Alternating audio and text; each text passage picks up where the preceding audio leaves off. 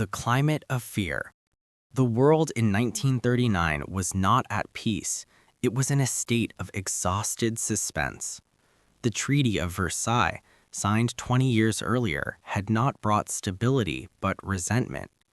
Germany was a nation wounded in pride and broken in economy. From this darkness emerged Adolf Hitler, a man who spoke of Lebensraum, living space, and racial superiority. By 1939, his Nazi war machine was no longer a secret. He had already absorbed Austria and dismantled Czechoslovakia while the world watched in appeasement, hoping that if they gave Hitler a little, he wouldn't take everything. They were wrong. The fatal pact. In August 1939, the world was stunned by the Molotov-Ribbentrop Pact. Two sworn enemies, Nazi Germany and the Soviet Union, signed a non-aggression treaty. Behind closed doors, they secretly agreed to carve Poland like a piece of meat. With his eastern flank secure, Hitler was ready. The invasion. At 4:45 a.m. on September 1, 1939, the German battleship Schleswig-Holstein opened fire on a Polish transit depot at Westerplatte. Simultaneously, the Luftwaffe rained fire on Polish cities. This was the birth of Blitzkrieg, lightning war. It wasn't just a march, it was a synchronized chaos of tanks, panzers, motorized infantry, and screaming Stuka dive bombers. On September 3rd, Britain and France, bound by treaty, declared war on Germany. The Second World War had begun. The death of Poland. The Polish army fought with legendary bravery, even launching cavalry charges against armored units, but they were technologically outmatched. When the Soviet Red Army invaded from the east on September 17th, Poland was trapped in a vice. By October, Poland ceased to exist on the map. The world then settled into the phony war, a haunting 6-month silence where the great powers stared at each other across the border, waiting for the storm to move west. The end of silence. In May 1940, the silence of the phony war was shattered. The world expected a repeat of World War I, years of trench warfare. They were unprepared for the speed of the new German army. Hitler's forces swept through Belgium and the Netherlands in days. The French felt secure behind the Maginot Line, a massive chain of fortifications, but the Germans didn't hit the line, they bypassed it. The Ardennes Gamble. German panzers drove through the Ardennes forest, a region of rugged terrain and thick woods that Allied generals deemed impenetrable to tanks. This brilliant and terrifying gamble worked.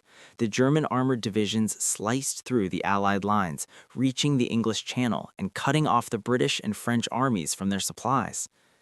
The miracle of Dunkirk.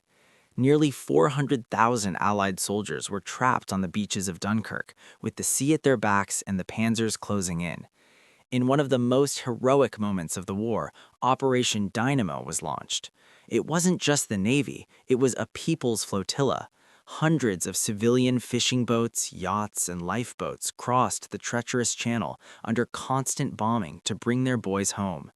Over 338,000 men were saved, a miracle that preserved the heart of the British Army. The fall of Paris. With the British evacuated and the French army shattered, Paris was undefended. On June 14, 1940, Nazi flags were hoisted over the Eiffel Tower. France, once considered the greatest military power in Europe, surrendered in just 6 weeks. Hitler forced the surrender to be signed in the exact same railway carriage where Germany had surrendered in 1918. The West had fallen. The defiant voice. By the summer of 1940, Britain stood alone. Every other democracy in Europe had fallen. Hitler offered peace, but it was a peace of slavery. Britain's new Prime Minister, Winston Churchill, gave the world its answer. We shall fight on the beaches. We shall fight on the landing grounds. We shall never surrender. To invade Britain, Operation Sea Lion, Hitler first had to command the air. The Duel in the Skies. The Battle of Britain was the first major campaign fought entirely by air forces. The Luftwaffe, led by Hermann Göring, sought to destroy the Royal Air Force, or RAF. Throughout July and August, the skies over southern England were filled with the roar of engines and the rattle of machine guns. Young pilots, many barely 20 years old, flew Spitfires and Hurricanes against the German Messerschmitts. The secret advantage. The RAF was outnumbered, but they had the chain home, a network of radar stations. This secret technology allowed the British to see the German formations before they arrived, allowing their exhausted pilots to intercept them with surgical precision. The Blitz. Frustrated by his failure to destroy the RAF, Hitler shifted his fury to the people. On September 7th, he began the Blitz, the systematic bombing of London and civilian cities. For 57 consecutive nights, London burned.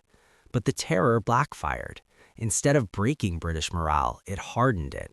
People slept in the tube or subway stations and went to work the next morning amidst the ruins. By October, the Luftwaffe's losses were unsustainable. Hitler blinked. He postponed the invasion indefinitely. Britain had survived its finest hour. The Great Betrayal. In June 1941, Adolf Hitler made the most consequential decision of the war. Despite having a non-aggression pact with Joseph Stalin, Hitler's hatred of communism and his hunger for Soviet oil and wheat drove him to launch Operation Barbarossa. It was the largest military invasion in human history. 3 million soldiers, 3,000 tanks, and 2,000 aircraft surged across a 2,000-mile front. The Blitzkrieg in the East. Initially, the German success was staggering. The Red Army was caught completely off guard. Thousands of Soviet planes were destroyed on the ground, and entire Soviet armies were encircled and captured. By autumn, the German Army Group Center could see the spires of the Kremlin through their binoculars. Stalin stayed in Moscow, rallying his people for a great patriotic war. The turning point, General Winter. But the Germans had made a fatal calculation. They expected a quick victory before winter. As the rains of October turned the Russian roads into impassable swamps of mud, the German advance slowed. Then came the frost. Temperatures plummeted to -40 degrees Celsius. German grease froze in their guns, and soldiers, still in summer uniforms, suffered from horrific frostbite. On December 5th, the Soviets launched a massive counterattack with fresh Siberian troops trained for the cold. The German invincibility was shattered. The war in the East would now become a long, agonizing war of attrition. Tension in the Pacific. While Europe burned, Japan was expanding its empire across Asia. To stop Japanese aggression, the United States imposed an oil embargo.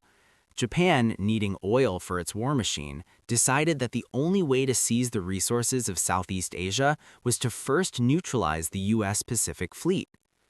The infamy. On the morning of December 7, 1941, 353 Japanese planes launched from 6 aircraft carriers struck the U.S. naval base at Pearl Harbor, Hawaii. In just 2 hours, 2,400 Americans were killed, and 18 ships were sunk or damaged, including 8 massive battleships. It was a tactical masterpiece for Japan, but a strategic disaster. They had failed to destroy the American aircraft carriers, which were out at sea, and they had failed to hit the oil storage tanks. The arsenal of democracy. The next day, President Franklin D. Roosevelt declared it a date which will live in infamy. The United States, previously divided on whether to join the war, was now unified by a singular rage. Hitler, in a moment of pure arrogance, declared war on the U.S. a few days later.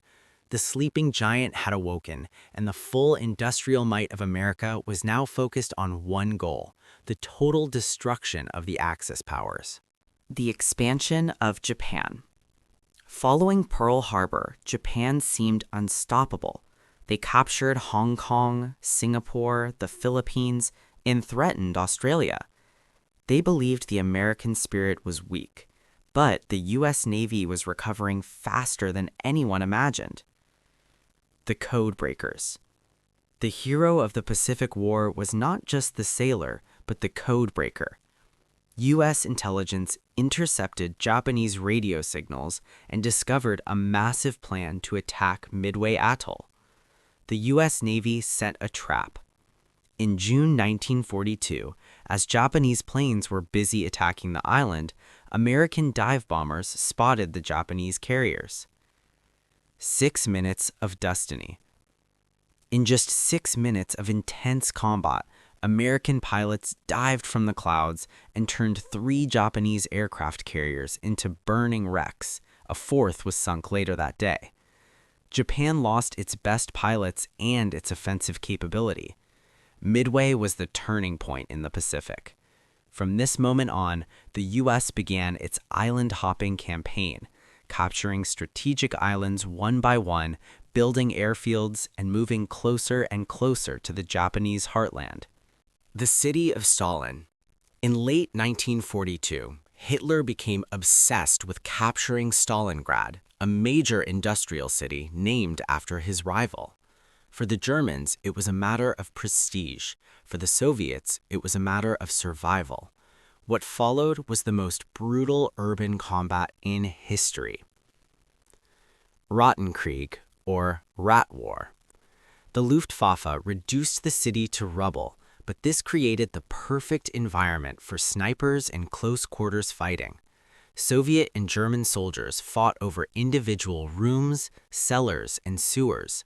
The front line was often just a thin brick wall. Every meter of ground was paid for with thousands of lives. The encirclement. While the German Sixth Army was exhausted by street fighting, the Soviet generals launched a massive pincer movement. They bypassed the city and trapped 300,000 German soldiers inside. Hitler refused to allow a retreat, promising supplies by air that never came. By February 1943, the remnants of the Sixth Army surrendered.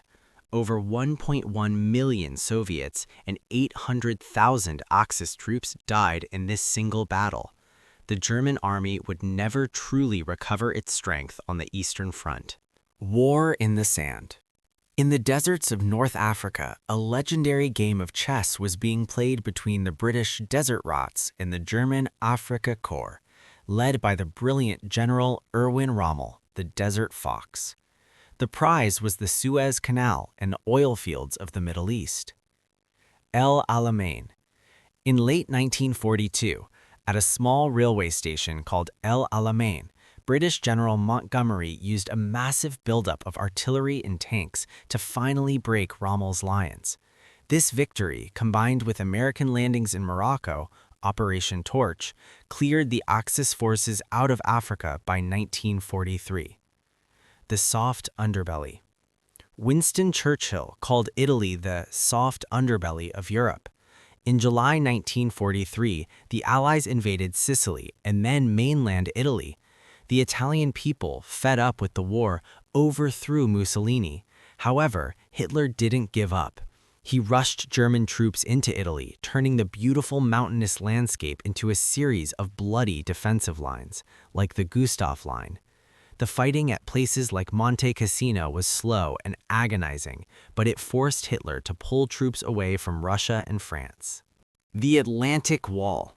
For 2 years, Hitler had been building the Atlantic Wall, thousands of concrete bunkers, mines, and tank traps along the coast of France. He knew the Allies had to land in the West, but he didn't know when or where. The Allies used a massive deception campaign, creating phantom armies to make Hitler think the landing would be at Calais. The longest day. On June 6, 1944, the largest amphibious invasion in history began. Over 156,000 Allied troops from the US, Britain, and Canada landed on 5 beaches in Normandy. Thousands of paratroopers dropped behind enemy lines in the dark of night. At Omaha Beach, the American troops faced a nightmare. German machine guns mowed down hundreds of men as they stepped off the boats. The breakthrough. Through sheer courage and overwhelming air power, the Allies secured the beaches. By the end of the day, the Atlantic Wall was broken. Within weeks, millions of tons of supplies and millions of men were pouring into France. This opened the second front that Stalin had long demanded. The liberation of Western Europe had begun, and the countdown to the fall of the Third Reich started. Operation Bagration. Just weeks after D-Day, the Soviet Union launched its own massive offensive. While the world watched Normandy, the Red Army destroyed an entire German army group in the east. They moved with terrifying speed through Poland. The Germans were now being crushed in a giant pincer from both east and west. The discovery of horror. As the Allies pushed deeper into occupied territory, they began to discover the true nature of the Nazi regime. In July 1944, Soviet troops reached Majdanek and later Auschwitz. What they found was beyond human comprehension. Gas chambers, crematoriums, and piles of shoes, hair, and eyeglasses belonging to millions of victims. The final solution. The world was forced to confront the Holocaust, Hitler's systematic attempt to murder the Jewish people of Europe. 6 million Jews, along with millions of Roma, disabled people, and political prisoners, had been killed in an industrial-scale genocide. These discoveries gave the Allied soldiers a new, grim determination. The Nazi regime had to be completely eradicated, not just defeated. Hitler's last gamble. By December 1944, Germany was losing on all fronts.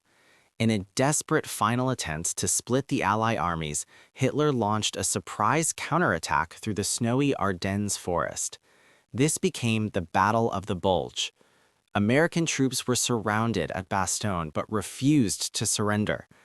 When the weather cleared, Allied air power crushed the German panzers. It was Hitler's last offensive. His army was now broken. The race for Berlin.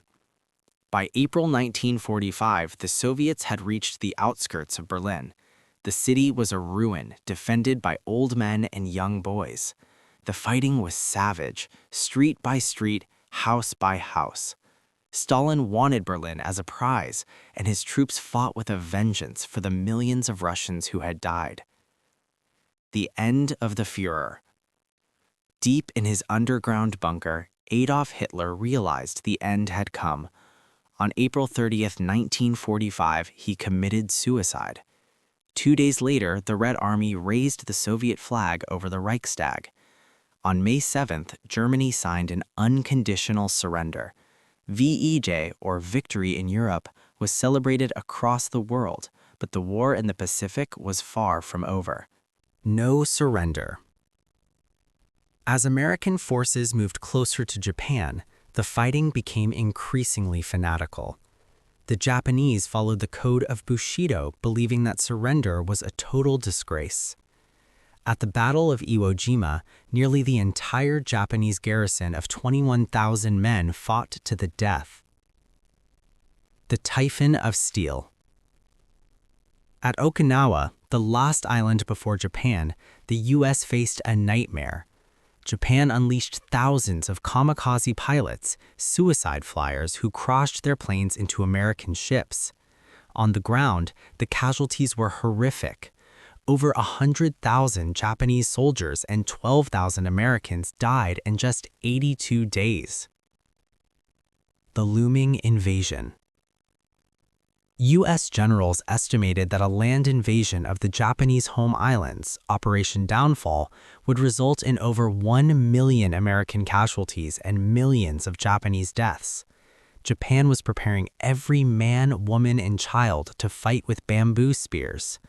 A terrifying new weapon was needed to end the war without a bloodbath on the beaches. The Manhattan Project. For years, the U.S. had been secretly working on the most powerful weapon ever created, the atomic bomb. In July 1945, the first bomb was successfully tested in the New Mexico desert. President Harry Truman issued an ultimatum to Japan: surrender or face prompt and utter destruction. Japan remained silent. The Flash. On August 6, 1945, the B-29 bomber Enola Gay dropped Little Boy on the city of Hiroshima. In a microsecond, the city was erased.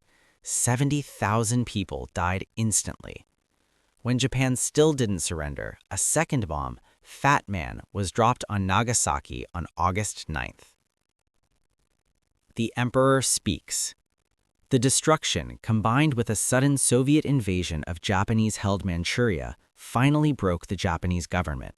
For the first time in history, Emperor Hirohito spoke to his people over the radio, announcing that Japan must endure the unendurable and surrender.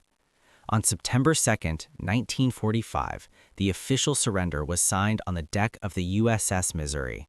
The greatest conflict in human history was over. The cost of war. As the smoke cleared, the world counted the cost. Between 70 and 85 million people were dead. Europe and Japan were in ruins. Millions of refugees were homeless. The maps of the world were redrawn. The new superpowers. The old colonial powers of Britain and France were exhausted and broke. Two new superpowers emerged, the United States and the Soviet Union. The alliance that won the war quickly dissolved into the Cold War, a 40-year struggle between democracy and communism. An iron curtain descended across Europe, dividing East from West. The legacy. To prevent a Third World War, the United Nations was established. The Nuremberg trials established that following orders was no excuse for crimes against humanity. The world entered the nuclear age, a time of great technological progress, but also the constant shadow of total destruction. World War II taught humanity the ultimate price of hatred and the fragile value of peace. A lesson that continues to shape our world today.